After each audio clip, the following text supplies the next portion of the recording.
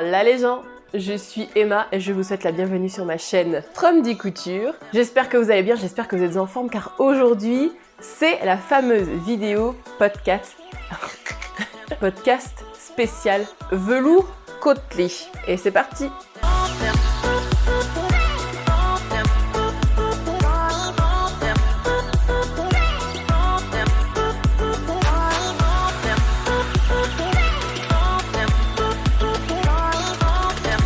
Avant de commencer cette vidéo, la tradition, qu'est-ce que je porte? Comme toujours, vous la connaissez déjà, c'est la robe Ursula de la Maison Victor, le numéro 5, septembre-octobre 2020. Si jamais je vous remets le podcast dans le petit i, les boucles d'oreilles, ne cherchez pas, ce sont des AliExpress, point de petite créatrice. Aujourd'hui, ça m'arrive de temps en temps. Celle-là, vous la connaissez déjà, mais je voulais vous la remontrer. Mon orchidée que je vous avais montré il y a quelques vidéos, et là, tous les boutons se sont ouverts. Très belle. Et j'en ai une deuxième qui est en train de s'ouvrir, donc je suis tellement contente. Mais c'est pas le sujet de la vidéo. Comme je vous ai dit dans l'introduction, c'est un podcast spécial velours côtelé. Pourquoi? Parce que du velours côtelé, j'en avais un bon petit stock. Et c'était beaucoup de velours côtelé qui venaient de chez Tissus de Rêve. Ils font souvent ces offres-là, en automne, en hiver, et rendent beaucoup de velours côtelé. Ils font des promos qui sont très intéressantes. Et donc j'en avais acheté, ça se cumulait. Petite dizaine de coupons de velours, je me suis dit, et pourquoi pas faire une vidéo spéciale velours côtelé? Ça rejoint un peu la vidéo spéciale wax que j'avais fait.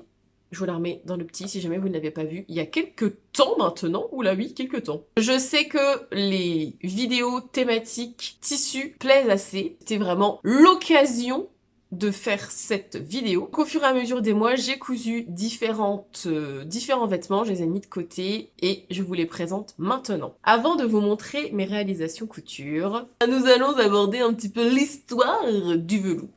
Il serait apparu en Chine, comme beaucoup de tissus en fait. Beaucoup de tissus ont été créés en Chine. Lors des conquêtes et tout ça, les Européens découvrent les tissus, les différentes manières de tisser et ramènent les techniques en Europe. Et donc là, ce sont les Italiens. Donc ça apparaît en Chine et ça date peut-être même d'avant parce que selon les sources, j'ai vu aussi que ça pouvait venir d'Égypte, donc ça se trouve c'est très ancien. Et il faut vraiment vous dire que le velours, c'est une technique de tissage qui est extrêmement particulière. Je vous le dis tout de suite, vu que je vais survoler vraiment cette partie histoire, si vous voulez plus de détails, je vous mets en barre de description un blog. Louise Magazine qui avait fait un article de blog très détaillé, extrêmement intéressant si vous voulez aller plus loin dans votre culture générale du velours. Et donc, en Chine, on l'appelait duvet de cygne parce que, en fait, au tout départ, le velours est tissé dans de la soie. Donc vraiment, vous voyez déjà la soie qui a une texture très particulière.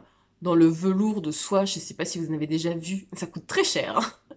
Et si vous en avez déjà touché, c'est extrêmement doux. Donc je pense que duvet de cygne, ça vient vraiment de la texture, de la douceur du tissu. Et après, ils débarquent en Italie. Enfin, ils prennent l'idée et ils la déplacent en Italie au XIVe siècle. Les Italiens étaient quand même connus donc pour les étoffes et pour les tenues qu'ils faisaient pour la royauté, donc c'était extrêmement luxurieux de porter du velours. Donc ça s'est répandu comme ça dans les cours au fur et à mesure des siècles, des années. Donc les petites choses se sont faites. Il y a eu aussi les Français qui ont voulu aussi s'approprier la technique du velours, donc à Lyon. Et il y a eu toute une manufacture de tissage de velours. Le velours côtelé est arrivé assez tard en termes de technique.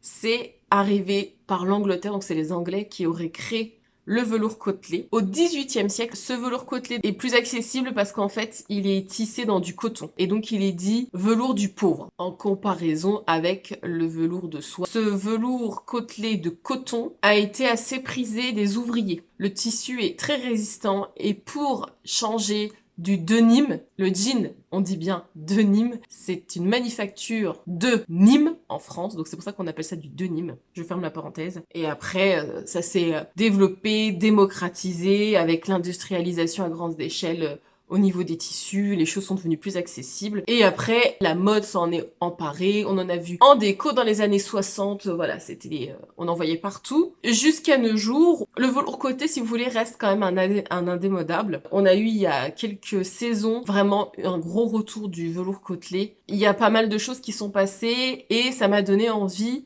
de mettre au velours côtelé, alors que de prime abord, c'est pas trop mon style, parce que c'est vrai que c'est un côté assez classique, ça a cassé un peu dans la tenue, mais après, vous pouvez le jouer extrêmement décalé ou très premier degré. Pour habiller les enfants aussi, je trouve que c'est sympa le velours côtelé. Mais, donc là, je vais vous parler uniquement de velours côtelé, soit de coton, soit je pense que c'est des mélanges de fibres synthétiques avec du coton, et uniquement du velours côtelé, parce que le velours lisse m'attire quand même beaucoup moins, j'ai moins d'attirance. Le velours lisse, on va dire que c'est un peu plus compliqué. Le velours côtelé reste un petit peu la valeur sûre. Je vais commencer par une veste que je vais venir mettre au-dessus de ma robe. Je vous ai présenté ce tissu-là dans un haul tissu que je vous remettrai dans le petit aussi. Les côtes sont assez grosses parce que dans le velours côtelé, vous avez des côtes fines et des côtes plus épaisses. Rose, et il y avait des taches léopard dessus. Donc celui-là, il vient de chez Mercerine de mémoire, mais vous pouvez le trouver ailleurs. Et donc quand je l'ai vu, j'ai tout de suite su que je voulais coudre une veste dedans. Voici ma version, si celles qui se souviennent.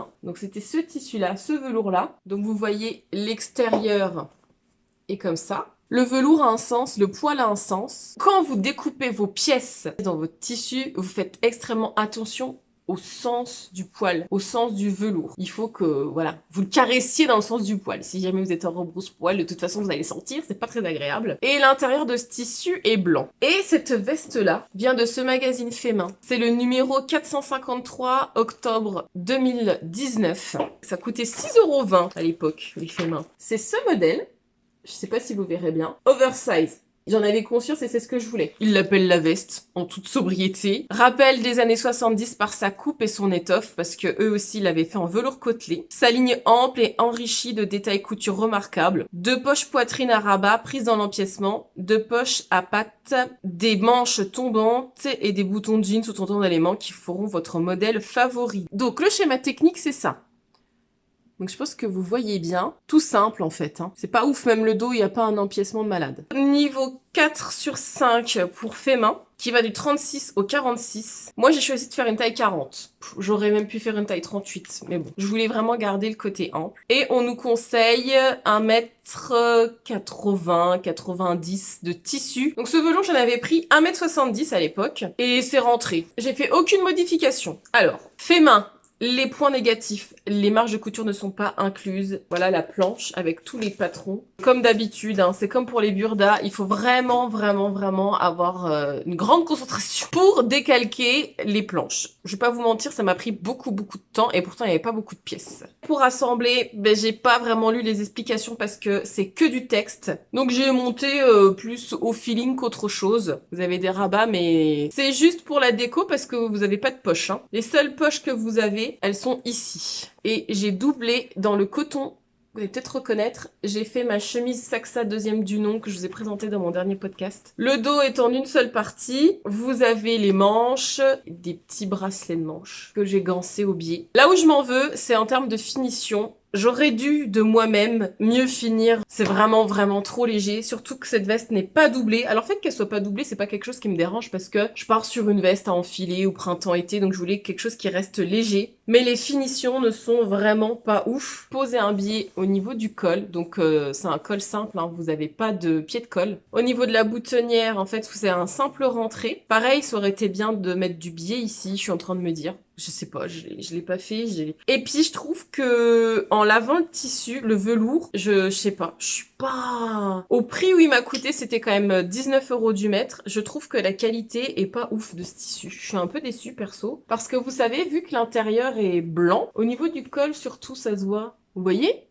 Je trouve qu'il y a beaucoup de blanc qui ressort et je trouve que c'est dommage. Après, ça m'empêchera pas de la porter, cette petite veste. Hein. Les gros boutons, ce sont des boutons AliExpress, c'est du métal. Alors moi, les boutons, je respecte jamais ce qui est préconisé par le patron. Je les pose toujours au feeling, là où j'ai envie de les mettre. Mais au final, je la porte surtout ouverte, cette veste-là. Pareil pour le bas. C'est un simple rentré. Ça aurait été peut-être bien de mettre du biais. Et en plus, je suis dégoûtée parce que mon biais, donc, à poids, il s'est délavé. Donc c'est un biais AliExpress. Donc AliExpress, c'est pas cher, mais c'est pas toujours de la bonne qualité. Et là, le biais à poids est vraiment mignon, mais normalement, il est noir. Et là, ça s'est délavé de ouf. Donc il est plus mort du tout. À moins que vous ayez le magazine sous la main. Franchement, c'est pas un patron que je vous recommande particulièrement. La coupe oversize, c'est pas la surprise du chef, c'est ce que je voulais, donc ça va, vous verrez mieux porter tout à l'heure. Mais vous voyez, quand je la porte, ici, on voit quoi, et c'est pas beau. Alors après, au pire des cas, je me suis dit, bon, ça va me rajouter du boulot. Alors là, vous savez, quand on commence à démonter les trucs, c'est toujours chiant. Si je peux, parce que j'ai quand même fait des boutonnières, et ben venir découdre au moins cette partie-là, et mettre du biais. Remettre du biais, puis après recoudre, en faisant attention parce que les boutonnières sont déjà faites et les boutons sont déjà posés. Donc voilà pour ma première réalisation en velours côtelé, donc ça peut vous donner une idée. Si les tissus et les patrons sont disponibles, je vous les mets en barre d'infos. Les magazines faits main, c'est pas les magazines que je recommande. Si vous débutez en couture, il faut vraiment avoir une habitude de couture pour se lancer dans les magazines faits main. Les planches sont difficiles à décalquer et les marges de couture ne sont pas incluses et les explications sont pas les plus faciles à comprendre. Vous n'avez aucun schéma technique, donc c'est vraiment quelque chose à prendre en compte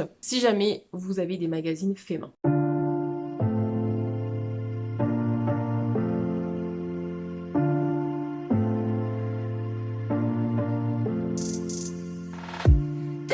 Told me that I always had to be good, but being good always been problems, it's true. So I learned it, and now I know I don't wanna play God. Maybe I'm crazy, but I'm not wrong, baby, it's true, yeah. What if I'm not good? What if I'm not good? If you never love me back, what if I'm not good? What if I'm not good? Vous allez voir sur pas mal de patrons que j'ai fait dans les velours côtelés, j'ai pas mal de choses à redire et je suis pas entièrement convaincue parce que j'ai cousu. Donc bon, le velours côtelé c'est bien mais apparemment c'est pas la matière qui me réussit le plus. Je vais continuer avec un patron indépendant. Alors celui-là je l'ai depuis un petit bout de temps, je l'avais acheté à sa sortie il me semble. La jupe Cordoba de Belen Paris qu'on a beaucoup vu, que j'ai acheté sur Makerist en mars 2021, c'est précis hein, que j'avais payé 7,92 € et je crois que de temps en temps elle doit être au promo Makerist. Les marges de couture sont incluses. J'ai fait la taille 42 et heureusement que j'ai rallongé de 5 cm mais je pense que j'aurais même pu faire un peu plus. Donc là c'est pas du tout le même velours, on repart sur quelque chose de beaucoup plus automnal à mon sens. Le velours là est magnifique. Ça, c'est un velours de chez Tissus de Rêve. Je trouve la couleur de ce velours superbe. Regardez comme il renvoie la lumière, c'est incroyable. Et là, on est vraiment sur un velours de très bonne qualité. Il est vraiment épais. Il est beaucoup plus épais que celui-là. Celui-là, il a de la tenue, il est raide et franchement, il est très épais. Il y a beaucoup de pièces, mine de rien, pour cette jupe-là. Donc, j'ai bien fait attention au sens du velours. Et en plus, les devants ne sont pas symétriques. Vous avez un pan gauche et un pan droit à respecter. Et cette jupe-là est entièrement doublée. Je sais pas si, pour l'été, elle tient pas un peu trop chaud. Je l'ai doublée dans un, qu'est-ce que c'est? Microfibre polyester que j'avais eu quand je suis allée chez Marion de Fil en Rêve. Et on avait fait du troc de tissu. Vous avez tout un jeu de découpe dans ce patron qui est vraiment très sympa, très joli. Mais je pense que c'est ça qui fait le succès. Hein. Et par contre, c'est une jupe extrêmement taille haute. Donc si vous n'aimez pas la taille haute, laissez tomber. Alors, les explications du patron sont plutôt clair et en plus vous avez, alors là j'ai pas compris pourquoi, j'ai trouvé sur YouTube une vidéo pas à pas pour coudre la jupe Cordoba. C'est une vidéo de l'atelier des premières alors que c'est une jupe de Belen Paris. Donc j'ai pas trop compris mais c'est pas grave. Donc j'ai fait la taille 42 et le patron va de la taille 34 à 50.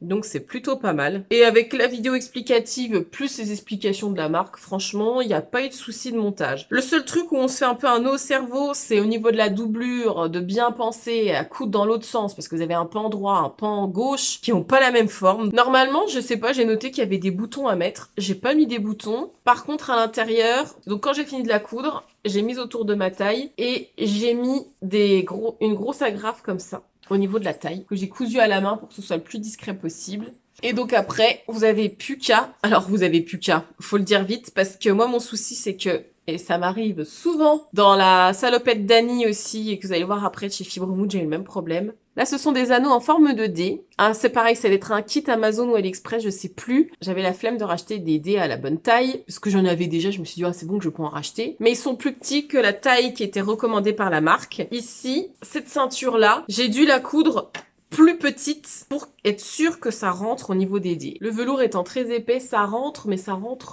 tout juste tout juste, hein. Normalement, il y avait des pièces à entoiler, mais mon tissu est tellement épais que je n'ai préféré rien entoiler du tout pour garder quand même un minimum de souplesse. C'est pas la jupe qui va le plus à ma morphologie parce que le tissu étant épais, ça épaissit ma taille. Mais bon, écoutez, j'ai mis au boulot et j'ai eu que des compliments. Donc je me suis dit, oh bon, bah finalement c'est peut-être moi qui délire, je ne sais pas du tout. Si vous aimez les jupes extrêmement taille haute, si vous aimez le jeu de découpe, et si vous assumez de porter des jupes assez courtes, franchement, vous pouvez y aller. C'est un bon patron. Si je dois la refaire, je pense que je la referai éventuellement. J'ai vu pas mal de versions en jacquard ou alors, pourquoi pas, une version en denim. Normalement, il faut pas forcément un tissu souple. On vous conseille plutôt un tissu qui a de la tenue. Après, n'hésitez pas à aller sur Instagram, à taper le hashtag Corduba-jupe ou Belen Paris. Vous allez voir d'autres versions, d'autres personnes qui l'ont cousu et je pense que ça pourra vous aider. Et le niveau de difficulté, j'ai oublié de préciser selon la marque, c'est 2 sur 5. Donc 2 sur 5, c'est quoi? Je pense que c'est un niveau débutant, intermédiaire, mais vous pouvez y aller, les explications sont plutôt claires, donc ça, ce sera pas trop le souci. Je vous laisse avec le look. What if I'm not good? What if I'm not good? If you never love me back, what if I'm not good? What if I'm not good? Encore un bas que j'ai cousu dans du velours et alors là celui-là, je me suis un peu plantée. J'avais depuis très longtemps repéré, pour celles qui connaissent, et d'ailleurs je vous recommande, je vous mettrai le lien en barre d'informations, le blog Essais et Erreurs. Donc c'est une blogueuse qui n'a pas Instagram, hein. Vraiment elle fait tout sur son blog et elle s'essaye et elle propose des patrons gratuits. Et il y avait notamment le short, les petits boudins, que vous connaissez peut-être, qui va de la taille 34 à 50 et qui est en téléchargement gratuit sur le blog de Essais et Erreurs. Patron gratuit, mais patron bien fait quand même. Donc vous avez vos mensurations pour une stature 1m68 et après vous avez les mesures du vêtement terminé. Ça, c'est un énorme plus. Donc, c'est un PDF avec ou sans marge de couture et elles sont de 1 cm. Donc ça, c'est à vous de choisir et puis il faut surligner la taille qu'il vous faut. Donc moi, j'ai choisi de faire la taille 42 qui correspond à 92 de tour de poitrine, 76 de tour de taille et 102 de tour de hanche. Dans le tableau du vêtement terminé, le 42, donc tour de ceinture est de 80. Et donc moi je me suis dit, ah c'est bon, 80. Logiquement, je rentre dedans. Les petits boudins est un short taille haute à découpe jean, dont les jambes sont modérément évasées. Il est pourvu de poches avant, quart de rond devant et plaqué au dos. Métrage nécessaire 60 cm. Donc ça ne demande pas beaucoup de métrage, entre 60 et 80 cm de tissu. Et donc moi j'avais ce velours milleré. Ça c'est du milleré, vous allez voir, il est beaucoup plus fin. Voilà. Toujours de chez Tissu de Rêve. Même l'autre d'avant, le caramel là, ils sont un tout petit peu stretch, mais pas beaucoup, hein. Vraiment légèrement stretch. J'ai doublé dans ce tissu qui est une doublure aussi de chez Tissu de Rêve, dans une chute. Les explications, je ne les ai absolument pas suivies, donc je ne peux pas vous dire si les explications sont bonnes ou pas. Ça m'avait l'air correct. Il y a beaucoup de texte, il y a quelques schémas techniques, pas de poches briquées, poches tickées, là il y en a pas. C'est des poches toutes simples. Mon erreur magistrale, c'est que, comme je vous l'ai dit, je n'ai pas suivi les explications. J'ai utilisé la méthode que j'utilise toujours pour monter les braguettes, donc la closet core pattern, ce qui fait que je modifie le patron à sa base pour pouvoir coudre cette braguette. Et le souci, et en plus je vous le dis en vidéo, et c'est pas la première fois que j'oublie, il faut, pour cette technique, absolument rallonger les ceintures devant. Je ne l'ai pas fait. Et donc je me suis retrouvée avec mes ceintures qui étaient trop courtes par rapport à mes devants. Et qu'est-ce qu'elle a fait la dame? Parce que je crois que j'avais plus assez de tissu pour redécouper une ceinture. Malheureuse que je suis venue essayer de rattraper sur le devant. Donc en fait le tissu, vous voyez, ça gondole de partout, est très mal tendu. La ceinture étant plus petite, j'ai un peu froncé le tissu. Le tissu est contrarié sur l'avant. Donc, même sans le porter, on voit déjà qu'il y a un truc qui cloche. Et le velours, ça ne pardonne pas. Il fait beaucoup de jeux d'ombre et de lumière, ce qui fait que vous voyez tous les plis ressortent avec du velours. Alors, je le porte quand même. Alors, avec les collants, j'ai oublié, j'ai essayé de le porter cet hiver avec des collants, mais le velours accroche le collant. Et alors, déjà, qu'il me fit pas très bien, ça empire le truc parce que ça accroche de partout, enfin ça va pas du tout. C'est pas la même qualité que le tissu que j'ai utilisé pour la jupe Cordoba. Donc là ça accroche et ce que j'ai fait c'est que là vous allez voir dans la vidéo portée, je le porte sans collant avec un petit t-shirt et je trouve que ça passe mieux quand même. C'est pas ouf, on voit qu'il y a un truc qui cloche. Alors franchement, j'ai marché dans la rue avec, les gens ne vont pas m'arrêter en me disant « Écoutez madame, il y a un problème avec votre short, ça me brûle la rétine ». Non, les gens ne vont rien voir, c'est pas dramatique. Dans le commerce, on fait pas forcément mieux. Mais voilà, moi je le sais, c'est vrai que ça me chagrine un peu et puis en plus du coup... C'est dommage parce que ça casse le potentiel de ce patron gratuit qui, je pense, est très bien fait et très bien coupé. J'ai vraiment envie de lui redonner sa chance à ce patron, enfin, parce que c'est pas de sa faute, déjà. Mais j'ai envie de réessayer de recoudre ce short. Je pense que la taille 42 me va. Je pense qu'en termes de taille, c'est ok. Donc voilà pour le short Les Petits Boudins. J'aime bien le nom du patron, je le trouve rigolo, je le trouve fun. Et j'ai téléchargé du coup d'autres patrons de cette même créatrice que je me suis mise de côté. Je pense que je finirai par essayer un autre de ces patrons. Donc vous allez voir le look du short en velours avec un t-shirt et une paire de baskets. Le velours, on peut même le porter à la belle saison, enfin comme celui-là, vraiment à la belle saison.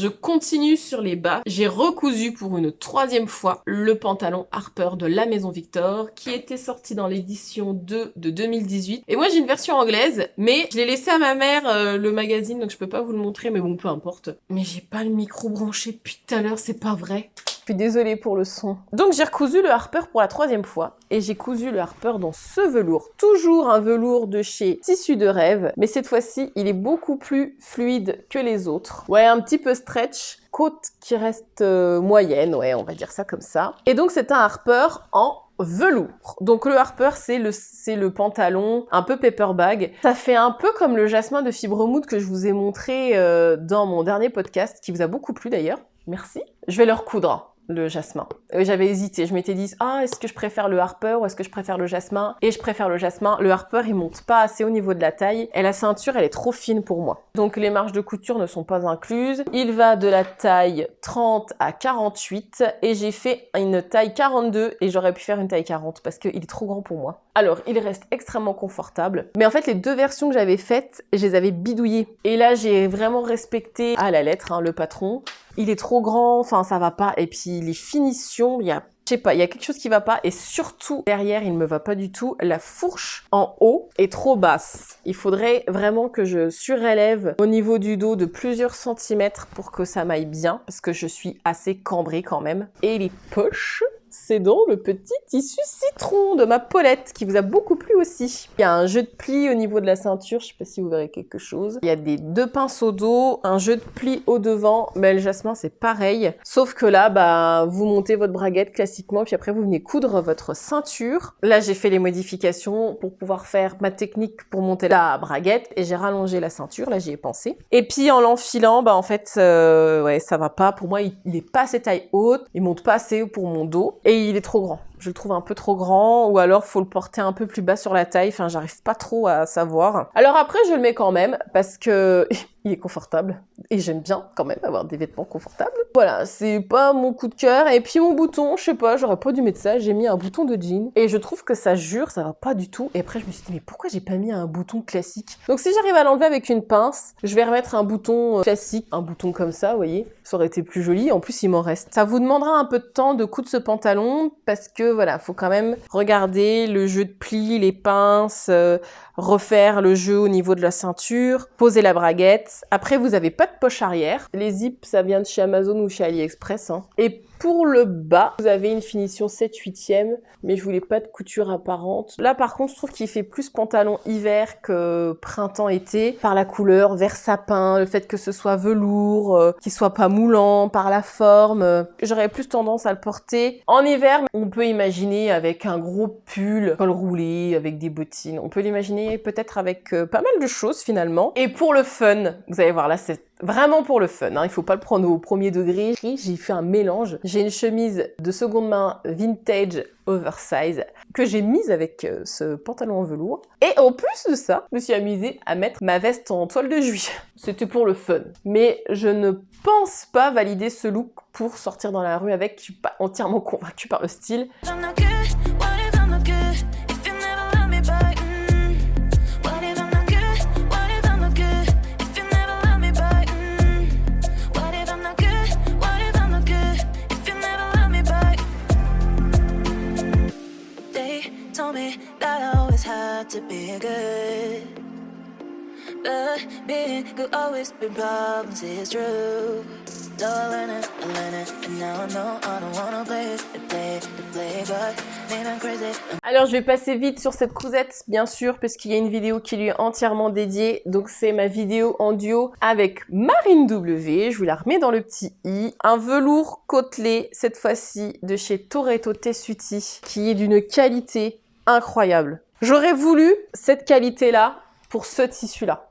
Vraiment. Et ça aurait mérité, mais bon, c'est pas grave. Et l'erreur que j'ai faite, je vous l'avais pas dit, vous voyez mes boucles, c'est des boucles AliExpress et en fait elles sont trop petites par rapport au diamètre des bretelles, vous voyez, elles sont un peu trop petites donc en fait ça fronce. J'aurais dû réduire à ce niveau-là, j'aurais dû les coudre avec plus de marge de couture ici et ici pour que ça fasse plus joli. Bon, c'est pas dramatique mais je vous le dis, très agréable à porter la Dani, franchement on est trop bien dedans. Donc souvenez-vous, hein, une taille 42, niveau 3 sur 5. Moi je trouve que c'est un peu élevé quand même. Vous allez voir, je vais vraiment vous montrer une tenue très décontractée pour l'été, tranquille, sans prise de tête. Donc une paire de baskets, la salopette Dani, un t-shirt. Donc voilà pour la salopette Dani. I learned it, and now I know I don't wanna play God, man, I'm crazy, but I'm around, baby, it's true, yeah.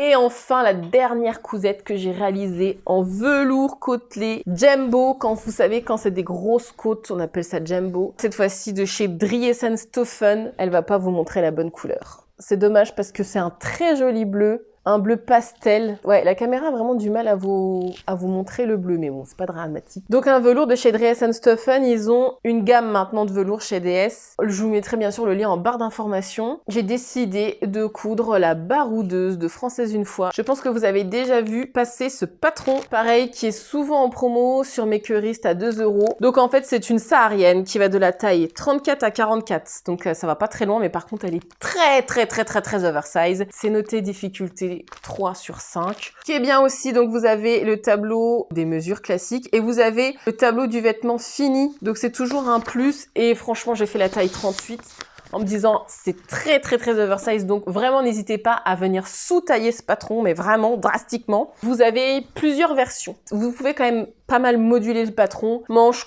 courte, manche longue, vous choisissez si vous mettez des poches plaquées un peu partout, si vous en mettez pas. Vraiment, vous avez pas mal d'options avec cette baroudeuse. Il y a pas beaucoup de pièces, ça reste plutôt simple. Vous avez un empiècement dans le dos, alors c'est pas prévu qu'il soit doublé, mais bon, là en termes de finition, je me suis dit ça y est, c'est bon, j'en ai marre, je vais prendre les devants. Je vais faire mes finitions à la sauce parce que sinon je trouve que c'est pas bien fini. Donc moi, vous savez, quand il y a un empiècement dos, je le double systématiquement, donc j'ai doublé dans ce tissu. Donc ça, je sais pas si vous vous souvenez, c'est une viscose de chez Driesen-Stoffen. Il me reste toujours un grand bout, je crois que je l'avais commandé 3 mètres, je savais pas quoi faire, je sais toujours pas quoi faire dedans, parce que je trouve que les deux couleurs vont, les deux tissus vont super bien ensemble. Je sais plus si c'était prévu par la créatrice, mais moi voilà, j'ai fait quand même un double rentré, c'est quand même plus joli. C'est plus propre que de laisser le surjet. En fourniture recommandée, elle dit entre 2,20 m et 2,60 m de tissu, et pourtant j'ai fait la version manche longue. J'en ai utilisé que 2 mètres de tissu. Les marges de couture de 1 cm sont incluses, j'ai pas entoilé les pièces. Donc les modifications que j'ai faites, donc j'ai pas entoilé, je sais pas, j'avais pas envie. Même les cols, je l'ai pas fait, je suis bon, me demandez pas, des fois j'entoile, des fois j'entoile pas. J'ai décidé de faire les poches plaquées au niveau de la poitrine. Petite twist aussi, j'ai doubler mes poches à l'intérieur, chose que personne ne verra jamais. J'avais envie de finition propre. Et vraiment, je me dis que j'aurais dû faire la même chose sur ma veste. Je l'ai cousue un peu trop vite, cette veste. Bon, c'est pas grave. Et la stature, c'est 1m68. Moi, je fais 1m70, donc je me suis dit, ah, ça va, 2 cm. Je l'ai pas rallongée. Après, je sais qu'elle est courte. Vraiment, je l'essaye et je me dis, ah ouais, c'est quand même très très court. Enfin, c'est quand même très très court. C'est assez court, on va pas se mentir. Donc, pour essayer de rattraper, au lieu de faire un double rentré, j'ai fait une finition au biais. Donc, j'avais ce biais lilas. Alors, par contre, j'avais la flemme de faire du biais dans mon tissu, là, dans la viscose. J'aurais pu faire du biais là-dedans. Il est un peu souple, mais c'était possible. Mais j'avais ce biais-là et je me suis dit que ça irait très bien. Et j'ai posé ces grosses pressions. Donc ça, c'est des boutons métalliques de chez AliExpress, que j'aime beaucoup. J'ai déjà posé sur une autre veste et franchement, ils sont très bien, ces boutons. Ils font, environ 15 mm, ces boutons-là. Donc la ceinture associée, donc voilà. Par contre, je trouve qu'elle est trop courte. J'aurais voulu qu'elle soit plus longue. Je vous conseille de rallonger la ceinture, de venir sous-tailler et peut-être de venir rallonger cette saharienne si jamais vous voulez la faire. Et donc moi j'ai choisi l'option manche longue et j'ai rajouté un bracelet de manche. C'était pas prévu. Elle finissait la manche à droite sans rien. Moi ça me plaisait pas trop donc j'ai fait un bracelet de manche et j'ai fait exprès de le faire un peu plus fin que la manche elle finit toute droite. Mais au final la manche elle est un tout petit peu trop longue je trouve pour mes bras. Donc souvent ce que je fais c'est que je remonte pour froncer un peu. Franchement, la qualité du velours de chez Dress & Stephen est vraiment bien. Après, par contre, c'est un velours qui n'a pas de tenue. Il est très souple. Mais ça peut être intéressant, justement, pour faire des vêtements qui n'ont pas besoin de tenue. Tissu de rêve, vous avez différentes qualités, différentes épaisseurs, différentes manières du velours avec des côtes qui sont plus ou moins fines, plus ou moins grosses, plus ou moins espacées. Et sur Dress & Stephen, c'est du velours plutôt grosse côte, très doux, qui se coud très bien, qui n'est pas stretch, mais par contre, qui est extrêmement souple. De tous mes velours, je trouve que celui qui est de moins bonne qualité, malheureusement, c'est celui-là. Et le souci aussi, celui-là, c'est que entre les côtes, vous voyez, il y a trop d'espace. Normalement, les côtes sont beaucoup plus serrées entre elles. Et du coup, voilà, je trouve que il est moins doux, il fait plus rêche, il a pas le même tombé que les autres et je suis un peu dégoûtée parce que c'est l'un de ceux que j'ai payé le plus cher. Donc vous savez, des fois, c'est pas toujours le prix. Et pas toujours gage de qualité. Donc je vais vous montrer ma baroudeuse portée. Donc pour toutes celles qui n'aiment pas les vêtements amples, passez votre chemin, ce patron va pas vous plaire du tout. Et par contre, les explications sont assez claires. En termes de difficulté, je pense que ça va encore, un niveau même débutante qui a déjà cousu un petit peu, intermédiaire. Peut-être regarder un tuto pour la pose du pied de colle et du col. Mais sinon, pour moi, il n'y a pas de grosses difficultés dans ce patron-là. Je vous montre tout sa portée. But being could always be problems, it's true. So I learned it, and now I know I don't wanna play it, to play, but maybe I'm crazy, but I know wrong, baby, it's true, yeah.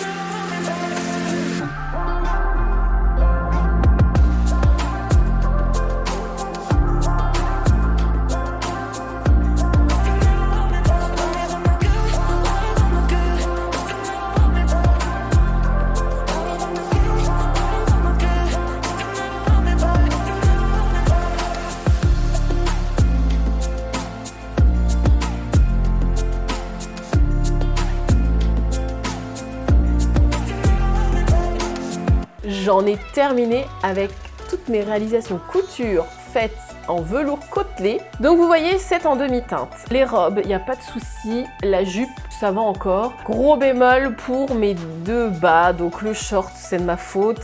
Et le Harper que je vais porter. Mais voilà, c'est pas un coup de cœur. En termes de style, je trouve pas ça ouf. Je suis un peu déçue. Il me reste encore 2 coupons de velours que j'ai pas encore entamés. Mais en fait, je me suis dit, si j'attends d'avoir fini tout mon stock de velours, je sortirai jamais cette vidéo. On est entre avril et mai. Ça peut être sympa. Ça peut vous donner des idées pour vous aussi si jamais vous voulez vous lancer. N'hésitez pas à me le dire d'ailleurs si je vous ai donné envie de vous lancer dans le velours côtelé. Et qu'est-ce que vous aimeriez bien réaliser comme petite cousette. Je vous remercie d'avoir regardé cette vidéo. J'espère que vous avez passé un excellent moment en ma compagnie. Je suis encore désolée pour le micro et pour l'histoire du son. J'espère que vous m'en voulez pas trop. La prochaine vidéo, ce sera le duo couture du mois d'avril.